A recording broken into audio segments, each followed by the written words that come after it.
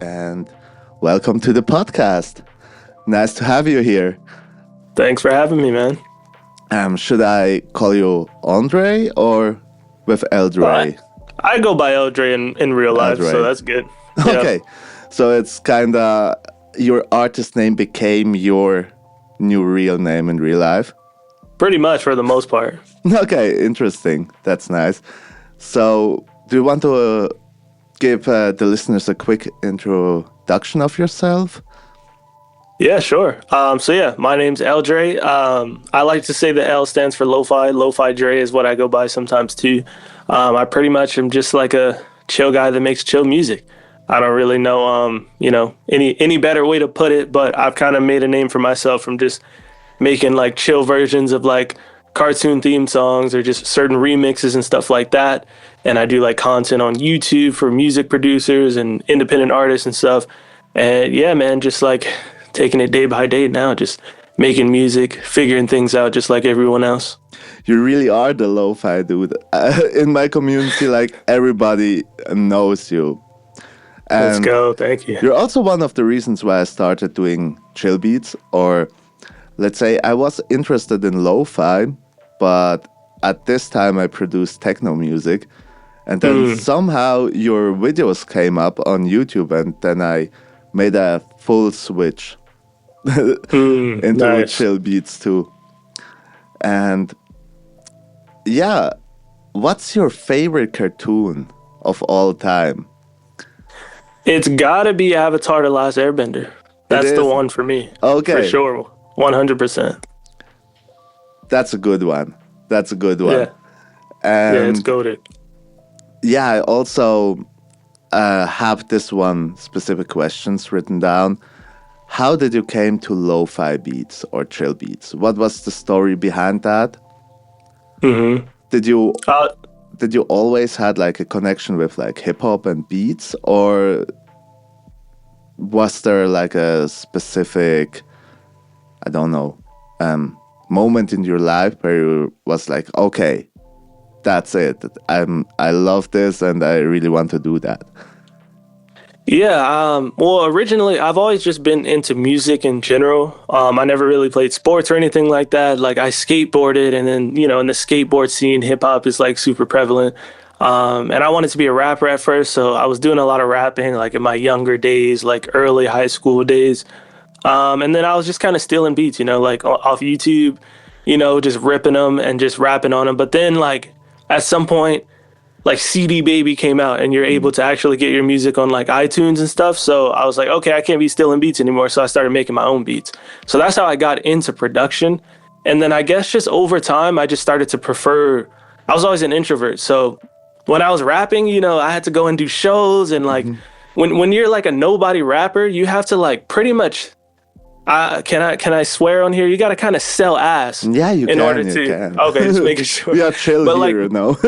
when you're an unknown rapper, you got to basically sell your ass to like get into certain things. So like for when I did live shows, I would have to like go around trying to sell tickets and stuff like that. I had to sell a certain amount of tickets to even perform. Yeah. And then when I did perform, I didn't really enjoy it too much, honestly. I'd be so nervous, and then it wasn't that fun for me. So when like producing, when I was like graduating high school, I was going to LA recording school in LA, and I was going to go for like the mixing engineering side so that I could be better at, recording myself for rapping.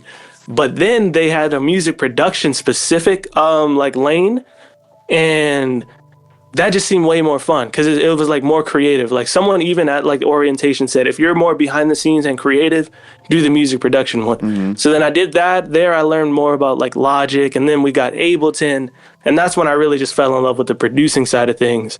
And as far as lo-fi, I don't know, bro. I'm like chill. So like I discovered lo-fi. I don't remember how, but I was listening to just instrumentals to like read and stuff.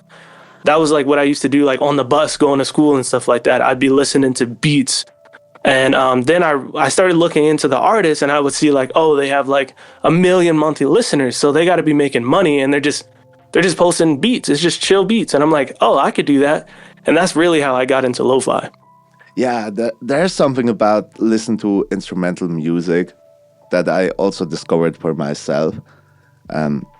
It's just something else. You can enjoy and vibe to music without actually being distracted, but you still get it. I know you talked about the point that you kind of want to take a step further, not be doing just background music, right? And I see it in the exactly same way, because let's say reading is the best example. When reading, or let's say when you're reading, it's nice to have something going in the background. And if your head makes like this nice move when you're vibing with the beat, then it's not just background music, because then it's kind of conscious in your head, in my opinion. Yeah, I agree. I mean, specifically for me, when I first got into lo-fi, I was telling you when I was on the bus, it's like part of it is I'm on a bus, you know, it's loud, there's all this shit going on, and I want to focus in on this book. So just having headphones on, and I don't even think I probably couldn't even afford noise canceling headphones at the time. So I probably just had some regular headphones, and the music was a way to just tone out everything else so that I could read this book, and you know, it just worked well together. And that gave that noisy, ambient, lo-fi texture to it naturally, with like the bus backgrounds. That's amazing. 100%. Yeah, I would say now it's a good point just to quickly put in your song, the Boondocks. I remember the reels, they were so cool, with your friend playing the flute and you having a good time in the studio. That's a really cool song. Yeah, let me play that was it a fun real one to quick. make for sure.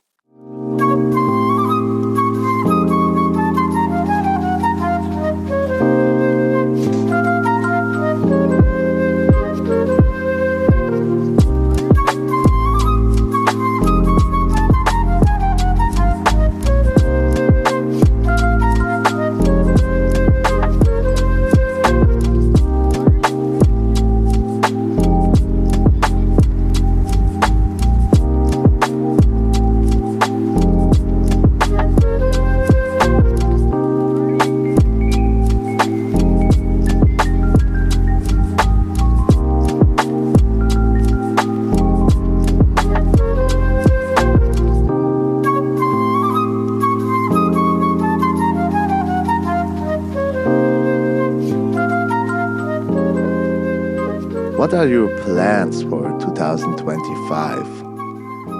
I mean, I heard that you want to make other stuff, an ambient album without drums. It's hard to imagine because I know that you really love doing the drums. With the thing drumming and everything, that will be a challenge, right? Yeah, no, it's definitely been a challenge. But for me, it's just fun. Like I get not bored, but every time I make a new project, I just like to have some kind of theme or just some kind of challenge with it. So like Lo-Fi Champloo was my most recent album, and it was really like I was big into J Dilla, Nujabes, and like I was watching Samurai Champloo and stuff like that, and I was really inspired by that classic sound.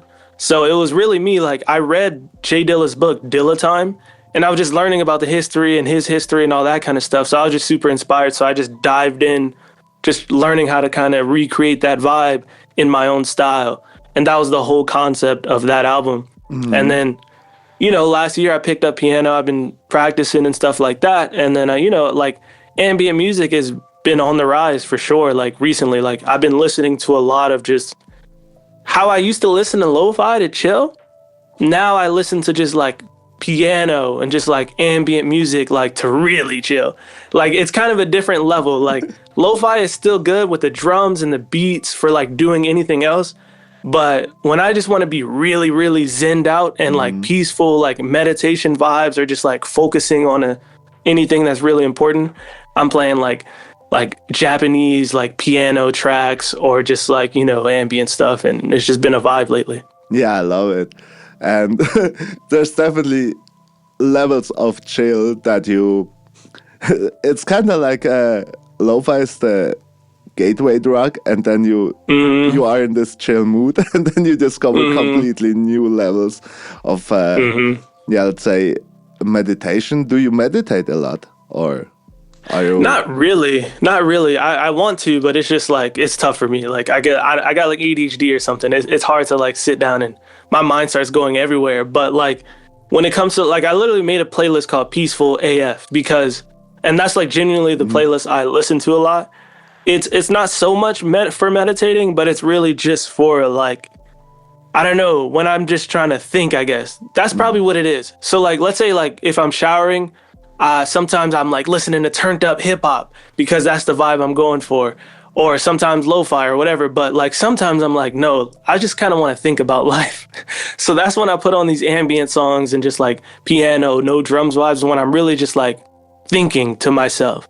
I guess that's the key difference. I'm thinking, whereas if I'm listening to just chill beats and stuff, I could be cleaning, I could be doing this or that, cooking, whatever it may be. Yeah, I totally get that. And also the same with the ADHD in English. Yeah, I feel that too. I really cannot meditate. What is working is like zoning out. You know that when you just like stare into nowhere and everything gets blurry. That's for me how meditation feels like. I don't know if that's a true thing or not. Maybe that's what I got to try, just dozing off. Because when I try to forcefully meditate, I'm thinking about everything in the world like that I'm not supposed to be thinking about. Yeah, and yeah, I can totally agree on this point. I kind of feel the same. It's sometimes really hard to focus. Probably that's something that also attracts people to like chill music, because I also had other guests and nearly all of the producers are struggling with ADHD or something in that way. And music can really help you getting your shit together, to be honest. 100%. And 100%. yeah, I have also some questions from the community. I spontaneously made an Insta story today. And one question was pretty funny. The friend Johnny asked, are you planning to keep the Apple Vision Pro? Oh, dude, I've actually been using it a lot. Yeah? Like, yeah, so pretty much I will say this. I will say I bought it. It came out like February last year or something like that. I bought it. I financed it, by the way. So like I've been paying $308 every single month for it. And every time that payment came, it was like a reminder, like, you got to use it, you know? So I would try to force myself to use it throughout the year. And I would go months without using it. But in December, I just took a break from everything, like music, content. I just took a full break, like my birthday's in December, Christmas, all that kind of stuff. So then I picked it up again. And I've been using it a lot, dude. I actually love it a lot more now. I have like a new appreciation of it. But I'm definitely keeping it. I just paid it off too this month. It's finally paid off man. now. So yeah, you know, like I'm keeping it. Yeah. And can you use it to like practice piano? You know, these YouTube videos that are like the old Guitar Hero look, where you see the notes coming and stuff.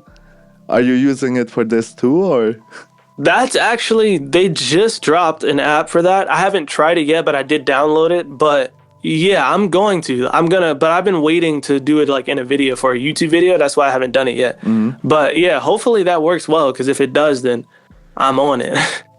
Oh yeah, that's a good point. About YouTube, do you have some like new content plans for this year, or something that you want to make different, or just like a new piece of content or something?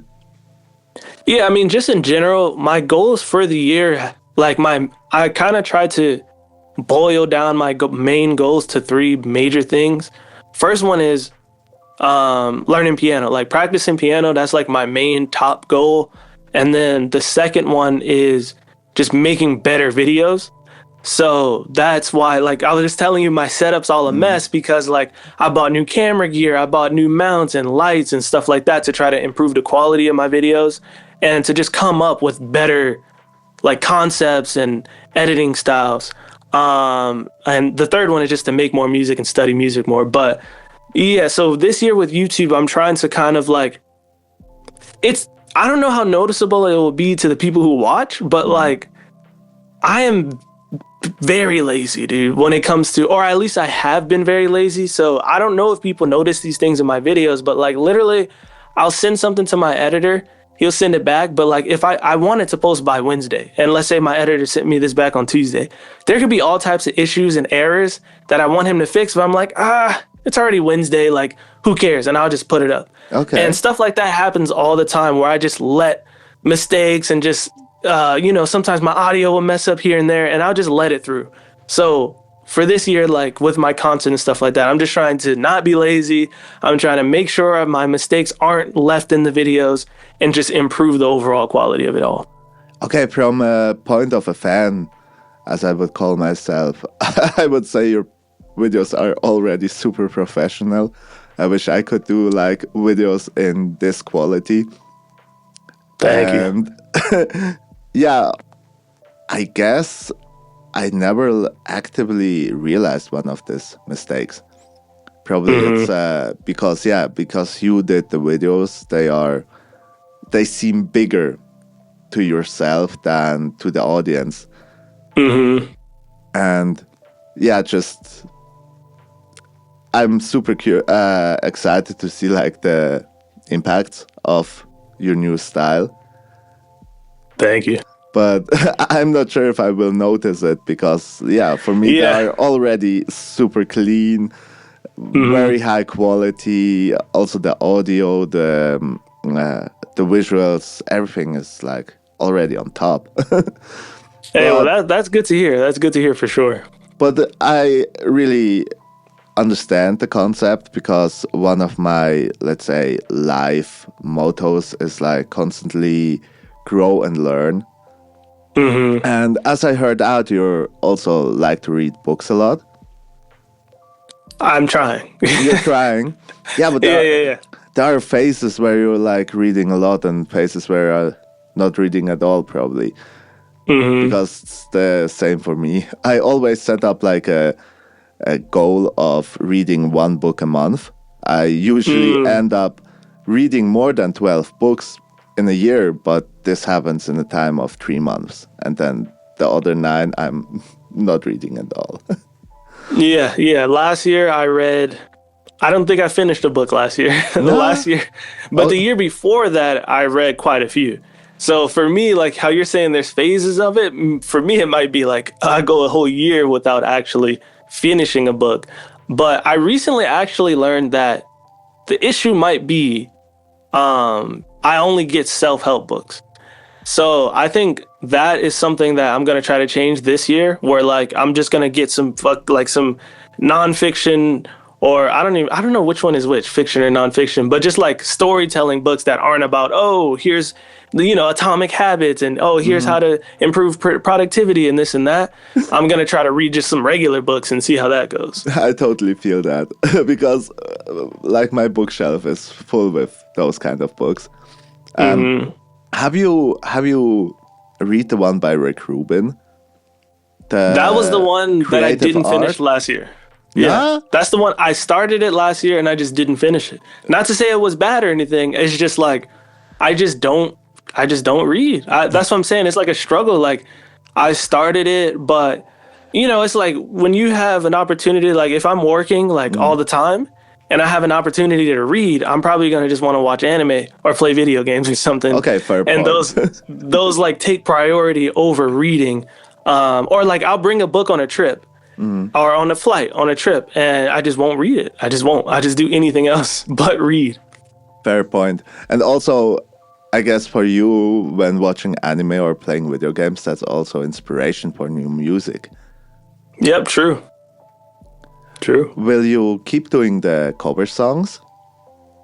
Yeah, Is that I definitely want to for sure. because yeah, that's the ones that sorry that are also giving the getting the most attention, Hmm. and they turn out great. So why stop doing that? Yeah, I definitely did stop a bit. I think Boondocks might. I did one with like a One Piece one a while ago. But yeah, you kind of get into this thing where like, oh, you don't want to be doing the same thing all the time. But then it's also the other side where it's like, oh, people like this, people want to hear this from you, so you probably should. So I definitely want to do more of those for sure. Yeah, and sometimes you just need like the right anime where a super nice soundtrack comes on, and then you get inspired and like, okay, I need to do a remix of that. Because like the people want to hear remixes or covers, just because you have this motivation from inside because you enjoyed the track, I guess. And that's what happened with the Boondocks one for sure. It was like I just happened to be watching. I'm like, yo, this is fire. And my homie played flute, so it all worked out.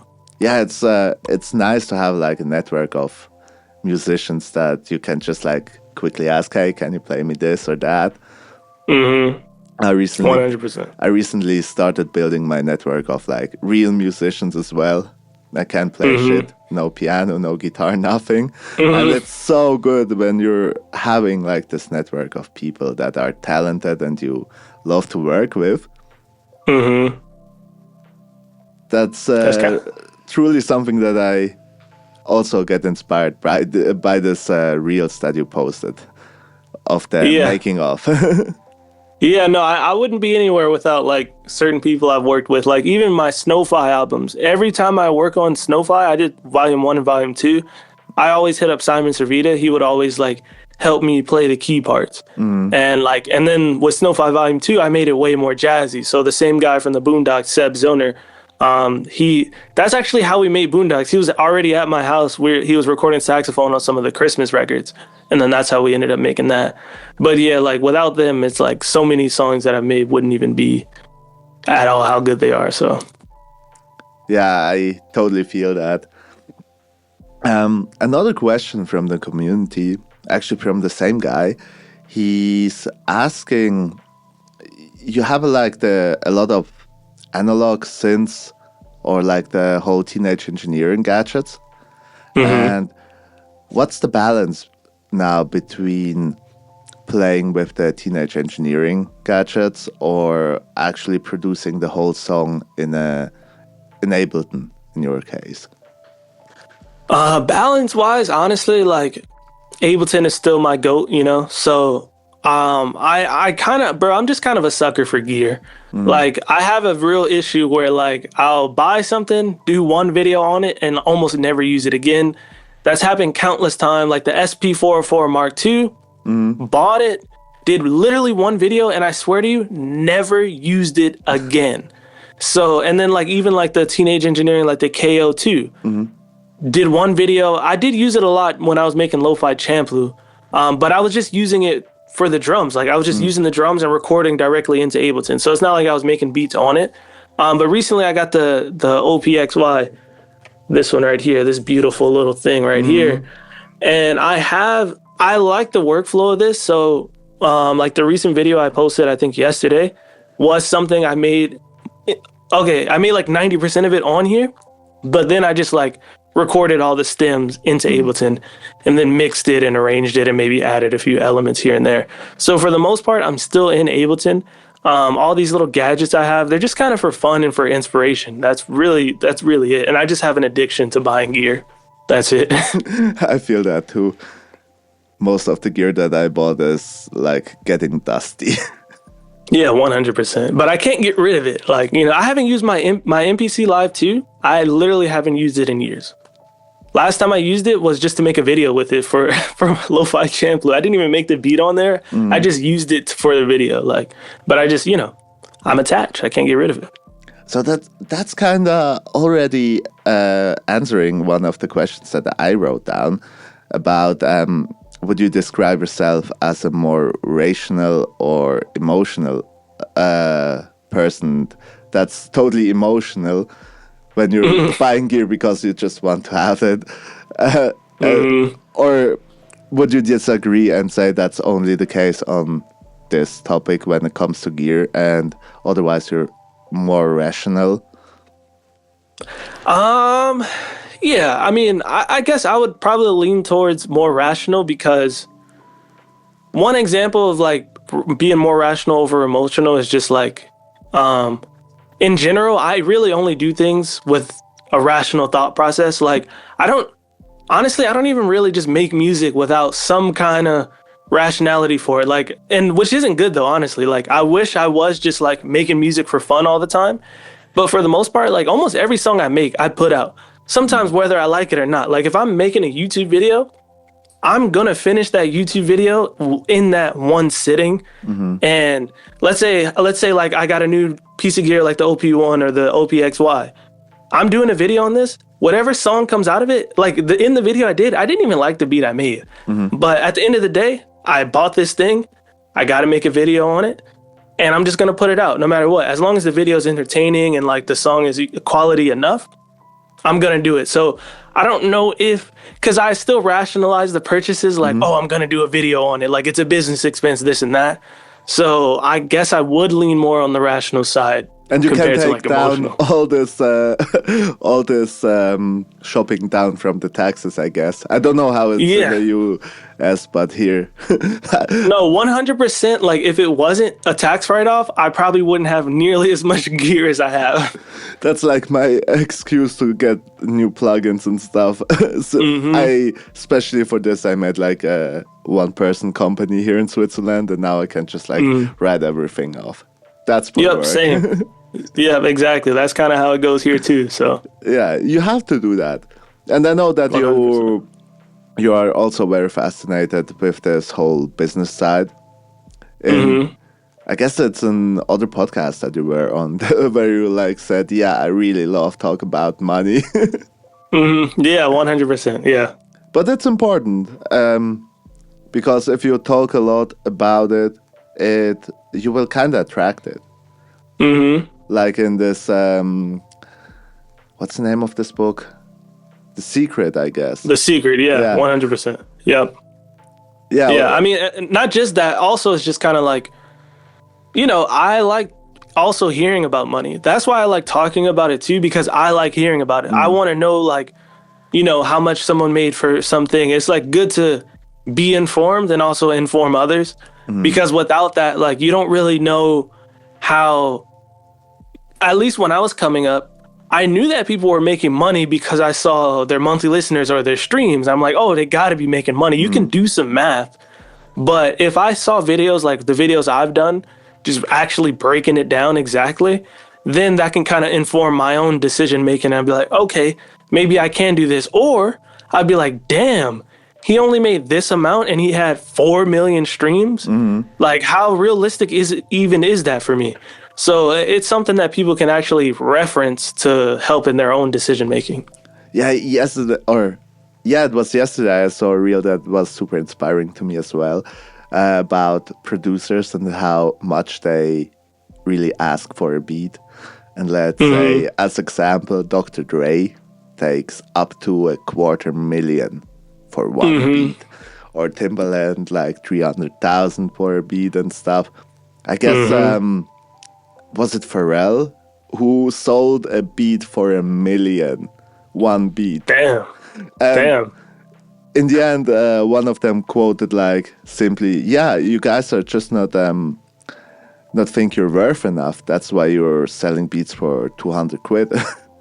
Yeah, but I mean, those are the past numbers though, because I've seen videos like that with Timbaland, but he can even say today, like, no, he's not selling beats for nearly as much nowadays. But back then, like when a song could really be on the Hot 100, but it's actually from physical sales and not streaming, they were definitely making like so much more money than we are now. Yeah, I mean the physical sales are nearly extinct at this point where we live now. Everything is Pretty digital. much. Yep. Yeah, and all the streaming stuff just like tries to cut you off at every corner. So in the end of the day, every musician that wants to go in full time has somehow to be an entrepreneur and like just selling stuff. Yep. You definitely got to figure out something. Something. And another question from the community was pretty simple one, but probably not so simple to answer, is how to overcome writer's block. Mm-hmm. Yeah, that's a good question. I get that question a ton actually, so I've answered it enough too. So my general answer to that is usually, first off, it's different for everyone, but at least for me, I just gotta stop. That's like usually what I tell people. Like if you're struggling, you just have to do other things outside of music. And I don't want to say wait for inspiration to spark, but like, go outside, go just switch up your daily regimen, like do something else, watch TV, watch a new show, watch a new movie, hang out with people you love, whatever. Take that time away and then come back with fresh ears. Maybe that helps. But another thing I'll say on a more just like mindset hacking level is I've done hella music. A lot of songs I've done by just forcing it. So it's not even like writer's block or even having motivation. Motivation doesn't mean anything when you have bills to pay. Like you're not motivated to go to work. You're not motivated to go to your 9 to 5. You just have to. Yeah. So in some cases, like if I've had writer's block, I would just have to push through it. That's another thing. But you still can. What you would have to do is just switch up a different style, like do a different genre, do a remix of something, do something fun that's like more creative, or go find a new plugin or learn something else. That's like my main thing is just like you either take a break or you force it and just try to do something a little different to spice it up, learn something new, sample something different. That's kind of my two ways of overcoming it.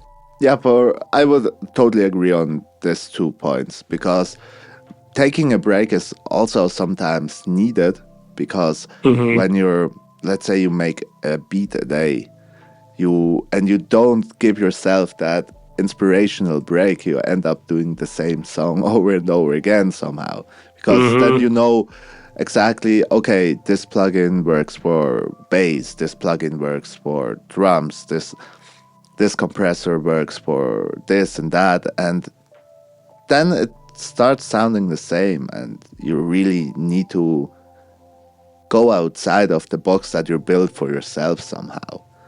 Yeah, 100%. And something that kind of leads into the previous question, how was the mindset shift? Because you started in the garage, not as a full-time producer, but like you just told, after being dependent on paying the bills, and now you are in the setup of a full-time producer, was there a mindset shift of how you see the things differently? Yeah, I mean, in general, it's tough, but like I definitely, when I was grinding with like the 9 to 5, it was more so of like you gotta do this, like you gotta, because this is your only path, at least for me. And then when I was able to quit my job, it was kind of like a load off for sure. So like I definitely felt like I was more free to like experiment and stuff like that. Whereas when I had a 9 to 5, I would just be grinding, find something that works and just keep doing that. Find something that works, keep doing that. But then once I had that freedom, I had more time on my hands, and I was able to just kind of actually discover different things or experiment with different styles of things or whatever it may be. I was able to it gave me that freedom to kind of figure things out. It's kind of a double-edged sword though, because also I did eventually get kind of comfortable and just got a little more lazy and stuff like that, which is something I'm still struggling with to this day. But outside of that, it definitely kind of shifted, like, okay, also not only did it give me the freedom, but then it's like, all right, bro, this is it. Like, you're building this lifestyle for yourself, and now you got to maintain it. So now I'm kind of getting back into that mode where it's like, all right, now I got to do this and that, X, Y, and Z to kind of like sustain what I've built now. Yeah. So it's a whole roller coaster of emotions on a daily basis, but it's worth it. Yeah, I can imagine. And now you have to be your own boss, obviously. So there's no one else, just you, to motivate yourself doing that, getting up. But I can also imagine when you're grinding pretty hard and then you really make it to this point. I can just imagine because I'm on the path to this way, or to this goal. I kind of imagine it like the content that you will put out after making it for to a living will become so much better because you don't have to work 8 hours on your job and then having like a few hours to make a video. You can spend the whole day just to make one really good video.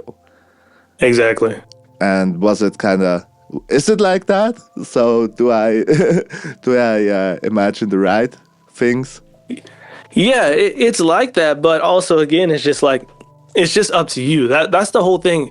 For me, like it wasn't too much of a difference, at least in the quality of things. It was a difference in like just the overall quality of life.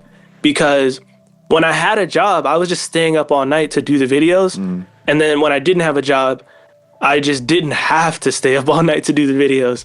But I didn't really like change how I was doing the videos or anything like that. But yeah, obviously over time you just kind of evolve and things begin to change. But yeah, it's definitely like I think it's really on like an individual basis. Because for example, you see like streamers these days, like Kai Cenat, for example. He goes and he does a month stream. He's on stream 24/7. And then when he's done, like a few weeks later, he's back streaming again. Me personally, you wouldn't have heard from me for at least 3 to 4 months after I just streamed every single day for a whole month. So that's why it's like, it's different how people, and for me, I kind of beat myself up about that. It's like, when I'm just chilling because I feel like I made it to a certain level, I look at all these other people like big celebrities or whatever, that they're just constantly working hard. I'm like, why am I chilling when they have way more money than me and they're working way harder? So it is really on an individual case by case basis on how you react to this newfound freedom when you're able to quit your job. And one would just hope that you keep the grind and keep the spirit of just like work when you could easily just wake up and do nothing. So it's definitely a struggle. I totally understand that. And usually it's like this when you're switching to be your own boss, to make your career full time. It often leads to working more than doing it besides your day job. And for the most people, it ends up being like, working 16 hours a day and not working 8 hours for the job and 4 hours on the side. So you work way more usually. And yeah, that's what I'm saying. You also often told in your videos about the risk of burning out when like being constantly under pressure. Yeah. Have you found a solution for yourself to kind of not get to this point anymore? No. No. I mean, okay, so here's the deal. My solution is not a perfect solution. My solution actually is to just come to terms with it. That's really what it is. Like, I just have to understand, all right, there's going to be periods where I'm going to work really hard, and then there's going to be periods where I'm burnt out, and I'm going to need to just like take it easy. So that's kind of what I'm just telling myself now. Previously, I'm like trying to figure it out. Oh, I need to like work really hard and like schedule videos out in advance and this and that, and just be really prepared, time block my days and this and that. And I've tried all that stuff, but at the end of the day, me personally, the way I guess my brain operates, I could just never keep up with that stuff. So now I'm just trying to like go easy on myself and just let myself understand like, all right, I'm just going to have these periods of ups and downs where I'm like working really hard, burnt out, working really hard, burnt out. But the key is when you get burnt out to come back. That's really all there is to it. Like, you can admit that you're going to burn out, but as long as you don't burn yourself to completion where you're just sick of it and don't want to do it anymore, then you're good. As long as you keep bouncing back. Yeah, and I guess the accepting point to this could also be a huge impact on quality. I mean, if you're like cool with yourself and you accept the fact that you're now hustling real hard and then you just need a break, you don't even have to call it a burnout anymore. Then it's more like being a sprinter and you run super fast in a period of time and then you have to take a rest, and a well-deserved rest as well. And Mm-hmm. some people are just made for like running marathons like all the time, Mm-hmm. constantly a bit, and some people just like need this action Mm-hmm. and then the break time. But I guess for being a creative, that's even more the way to go. I just think when you're creating art, then you need a break anyway, just to get like new inspiration from here and there and there. Then you can go on vacation, binge watch your favorite shows, and just like Mm-hmm. like a vacuum, take all that new inspiration, then start a completely new project. Yep. Because if you're like I told before, if you're like working on art and you're doing it every day, a bit, then you end up doing the same shit over and over again. So Mm-hmm. it's probably the recipe for good art, just Mm-hmm. to live like that. I don't know. Maybe it is. Yeah, I mean, because that's the thing. Like if you see big artists like I don't know Billie Eilish or something, where she just they have this luxury where they just create and then they pop out with an album and then they go on tour, which is them working really hard for a few Mhm. months to make a bunch of money, and then they just go off and do whatever, chill. Maybe a year later they come back and end up with another album. So obviously, us independent musicians don't have that luxury, Yeah. but I do feel like that was the natural way of doing things as a creator, just as a creative, before it became about, okay, you got to be on social media 24/7 to like keep a name for yourself. So yeah, there is definitely a tough balancing act. And I will say, dude, I would pay so much money, or I would trade so many things to be the type of person Mhm. who genuinely can schedule themselves well. There are people in this world, like I did a video with Devon from Help Me Mhm. Devon in the Audio Nerds podcast, where he'll film like 3 podcasts or 4 podcasts in one day and then have them scheduled out for the next like month or two, and then he doesn't have to worry about the podcast for like a few months. So there are ways to definitely like you just do stuff, you bulk one week, work really hard, Mhm. and then to schedule things out for the rest of the month or for the rest of maybe 2 months or something like that. But I've just never been able to really do that, and I wish I could, honestly. But some people just, that's why every time I always try to be transparent and just tell people any of my advice, you got to take it on an individual by individual basis. Nothing is just like a blanket way for everyone. Yeah, this never works. That's why also, let's say, for music tutorials, when watching them, I only love seeing basics, absolute basics, and then just like figuring out myself. Yep. It's it's kind of this. There's no general rule, and that's also a thing. Like you did, I also read tons of the self-improvement books, and Mm, at the end of the day, they all telling you the same thing over and over again. The only yeah. reason why I'm like still reading new ones is just to not get bored by repeating it to myself, because Hmm. the outcome is always the same. But Hmm. I guess till you find what's working for you, you kind of have to constantly repeat like the basics and just Hmm. like find your path. Yep. And And that's similar for me with those books. It's like I was reading them all the time, and in the moment, while I'm reading it, I'm like, oh, okay, yeah. Then I start implementing these things and it works out. But then at some point, the book's finished. I'm taking whatever knowledge I have, but then, life happens. I go on a trip or something and I don't work for a week, and then I come back and all the shit I learned from Atomic Habits is out the window and I'm just back to square one. So it's like, yeah, I that's just, totally understand that. That's that's the same here. Oh, just how interesting. it is. Yeah, man, that's just how it is. But that's why I guess there is a little bit of benefit in continuously reading them, because at least you're like rehashing the information, and yeah, they're repackaging it in different ways. Maybe they say it one way that someone else doesn't say it in a different way or whatever. Like one book that I read that actually kind of stuck with me to this day was a book called The One Thing. I don't really remember that much, but based the whole concept of the book, you read this whole book, the concept is to just try to focus on one major thing per day. Like, what is the one thing I need to get done today? I read a whole book to learn that. It's kind of like, okay, did I really? But it did stick with me. I will say that, like, so now, like, when I do figure things out, I'm like, okay, is there like 2 to 3 things that I can just get done today and be satisfied with?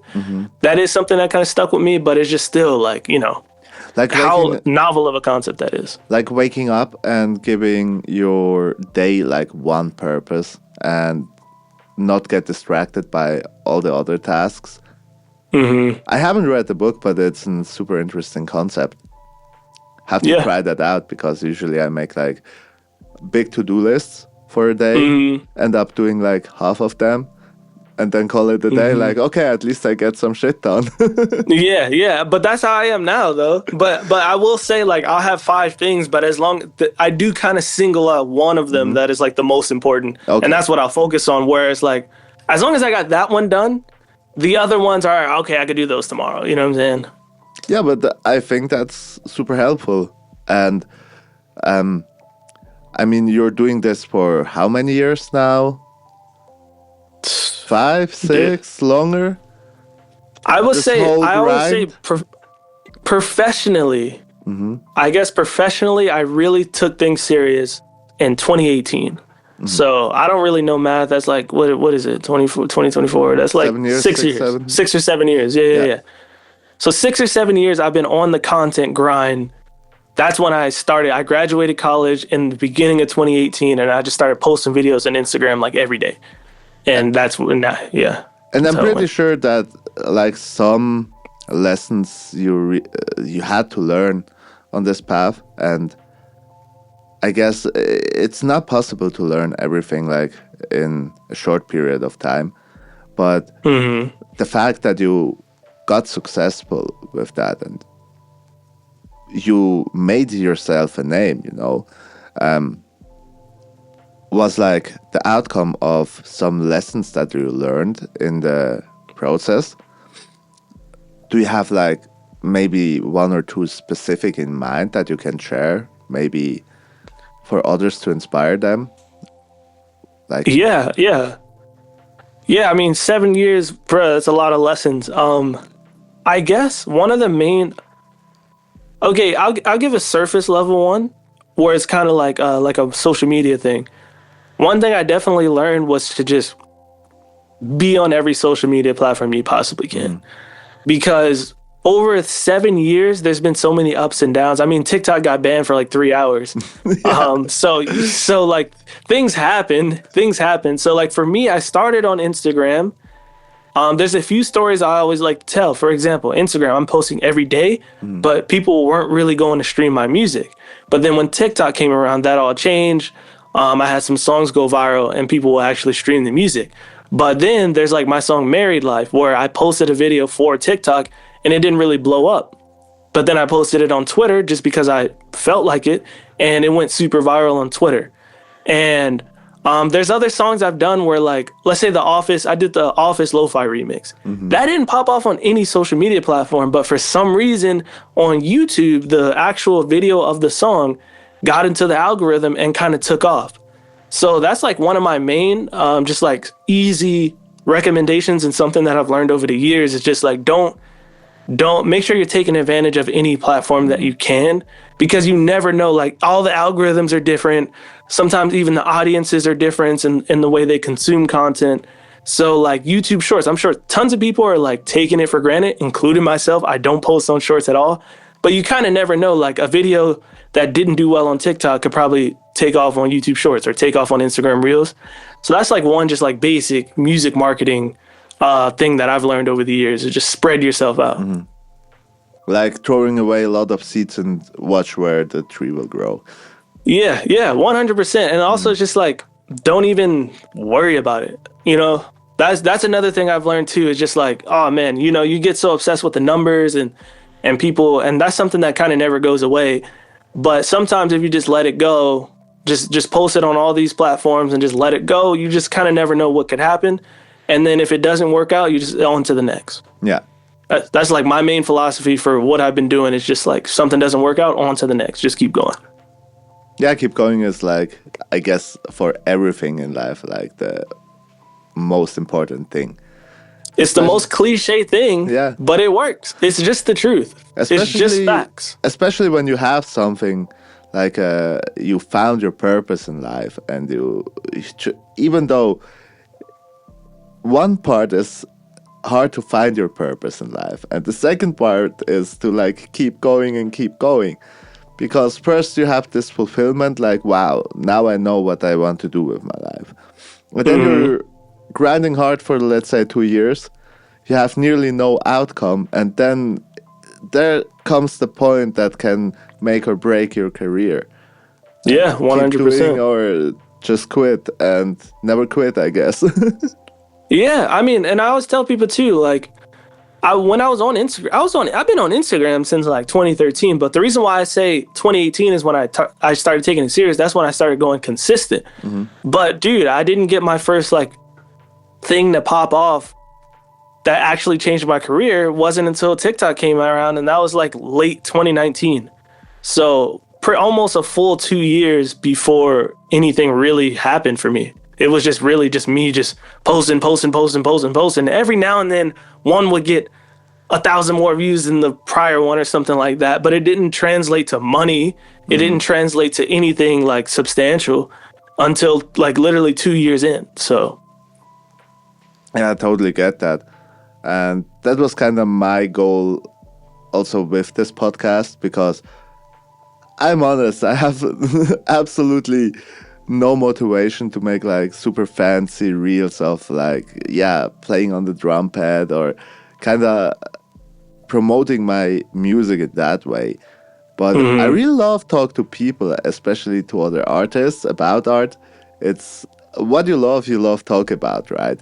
And that's kind of my point of view on this. I had this voice in my back head, like, do a podcast and you have endless content. Yeah, no, facts. And the consistency is really something that pays off, because I saw so many people like being consistent for like many years and then they blew up. And I'm like, hell yeah, that's how it goes. Yeah, literally. It's literally just not giving up. It's the most cliche thing ever, but it's just, if you keep going consistently, like, something's gonna happen, dude. Yeah, it is. And okay, we talked now a lot about this kind of lessons and stuff, but it's also like a topic that fascinates me the most.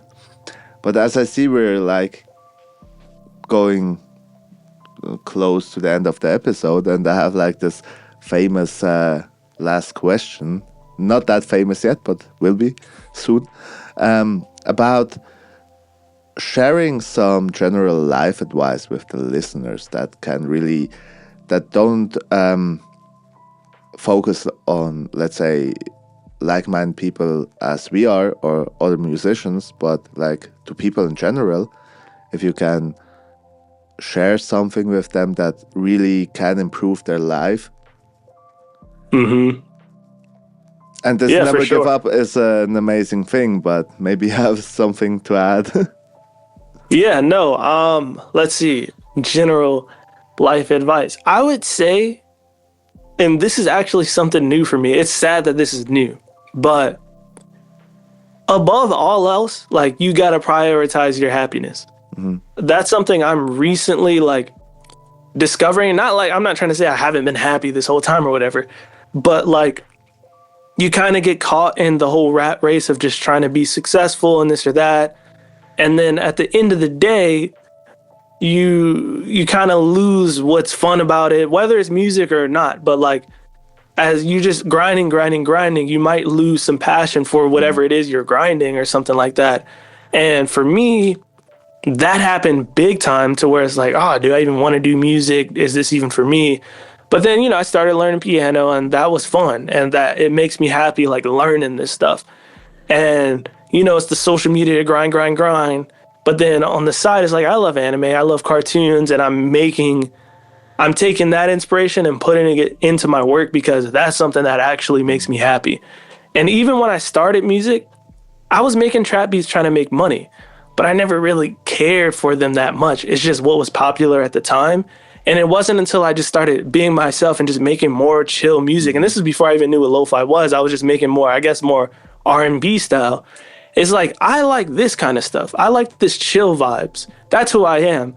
And that's what makes me happy. So I'm going to just do more of that. So I guess, yeah, my general like life advice is whether it's career or not, or just like people in your life, don't take anybody for granted. Try to do things that just make you happy, whether it's like, I don't know, fishing. I've never fished, but I don't know why that's the first thing that came in my head. But like if you like driving, if you like cars, if you like whatever, focus on your happiness and just don't lose sight of that. Like whatever makes you happy, make sure you do a lot of that in the midst of all the grinding. Yeah, and if you are happy, you attract a lot of good things into your life. 100%. It's so easy. Just or even if you're like constantly worrying, you're attracting negative stuff. If you're always keep up the happiness, you attract the good stuff. Yeah.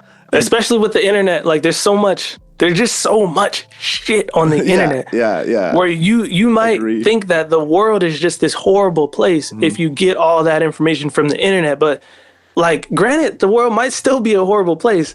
But if you just disconnect from the internet and just like look around and it's like, cause like even with me with all the fires, like they all started. But then when I go outside, the sky was blue over here. Obviously that was before things took a turn for the worse. Okay. But like, like you're so dialed into the internet, but then when you actually just look around, like things aren't so bad immediately where you are. And no matter what, that's just, to me, you got to just prioritize like the good things. And try to detach yourself from anything negative as best as you can. It's some people have mental health issues and just depression and things like that make this kind of way more difficult. But at the end of the day, like you just got to try your best to just keep happiness in the forefront of anything you do. Like, will this make me happy? I don't know. But will this make me money? And then will that money and security make me happy? Yes. Okay, so I'll do that. Okay, it's just kind of like, point. Fair point. Yeah. There's layers to it for sure. And this topic of happiness is also, to me, very important. I discovered the philosophy of Stoicism, if you heard about that. And it's all focused just about do good and be happy. Like, do what's right and not do what's easy for you. And just like live in the moment, do the right things, and find your happiness. And it's kind of hard to understand the concept at first, because on the one side it's like you have to work hard, you have to do the hard way, go the hard way, not the easy way and stuff. But all that leads to an inner peace somehow, and it's really hard to explain that. For me, I'm like new to this topic, but I kind of try to implement the learnings from the Stoics, and that's like a super old philosophy, like from Socrates and really way back. Yeah, happiness just came to me. Like maybe I don't know, have you heard about that? No, I've definitely heard about it, but I haven't like read any books or anything on the topic, but I'm familiar with the general statement for sure. And this definitely is something that helped me to obtain this happiness. Even if it's raining outside, can you change something about? No, so be happy. Yeah. The problem is, it's actually a really simple concept. but it just sounds to someone who's like working from 6 a.m. in the morning to 6 p.m. like working really hard. To them, it's like, okay, like, bitch, what? Be oh, you're sad about work? No, just be happy that you can work. It's kind of like it can come off as like, what? But and it's just the truth. Yeah, And you just have to, or it just motivates you to, if you're not happy with your job, then the question is, can you change something about it? And most of the time the answer is yes.